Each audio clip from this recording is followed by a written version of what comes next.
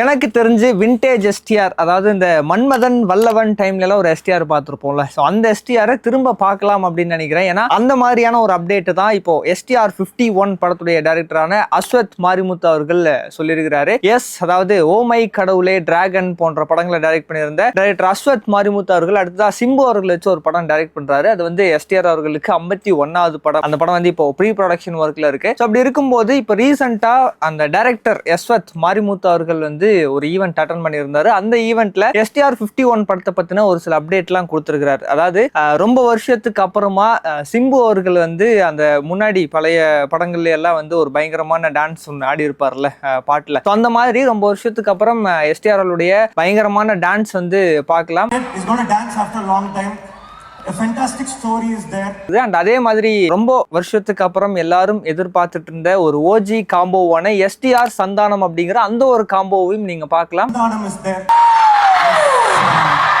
Santhanam Simbu combo is there. And உங்க எல்லாருக்கும் பிடிச்ச மியூசிக் டைரக்டர் இருக்கிறாரு அப்படிங்கிற மாதிரி சொன்னாரு. உங்களுக்கு ரொம்ப ரொம்ப பிடிச்ச மியூசிக் டைரக்டர் இருக்காரு. ஸோ எனக்கு தெரிஞ்சு கண்டிப்பா அனிருத் அவர்களா தான் இருக்கும் அப்படின்னு நினைக்கிறேன். அது நம்ம வெயிட் பண்ணி பார்க்கலாம். ஸோ அதே மாதிரி பாத்தீங்கன்னா படத்துடைய ஹீரோயின் யாரு அப்படின்னு கேட்கும்போது அதுக்கு அவர் சொன்னது என்னன்னா, ஹீரோயின் கன்ஃபார்ம் ஆகல, ஆனா நிறைய ஹீரோயின்ஸ் இருக்காங்க, பார்க்கலாம் அப்படிங்கிற மாதிரி சொல்லியிருக்காரு. ஸோ இதெல்லாம் கேட்கும் போதுதான் அப்படியே அந்த எஸ்டிஆர் அவருடைய படங்கள் முன்னாடி மன்மதன் வல்லவன்லாம் இருக்குல்ல, ஸோ அந்த மாதிரியான ஒரு படமாய் வரும் அப்படிங்கிற மாதிரி வந்து தோணுது. என்ன நடக்குது அப்படிங்கறத பார்க்கலாம். இந்த படத்தை பொறுத்த வரைக்கும் பாத்தீங்க அப்படின்னா இது வந்து கதைக்களமா ஒண்ணு சொல்லியிருந்தாரு. சிம்பிளா ஒரு ஒன்லைனர் சொன்னது என்ன அப்படின்னா, சொர்க்கம்னா என்ன அப்படிங்கறத வச்சுதான் இந்த படத்தை எடுத்திருக்கிற ஒரு நல்ல கதை இருக்கு அப்படிங்கிற மாதிரி சொல்லியிருக்கிறாரு.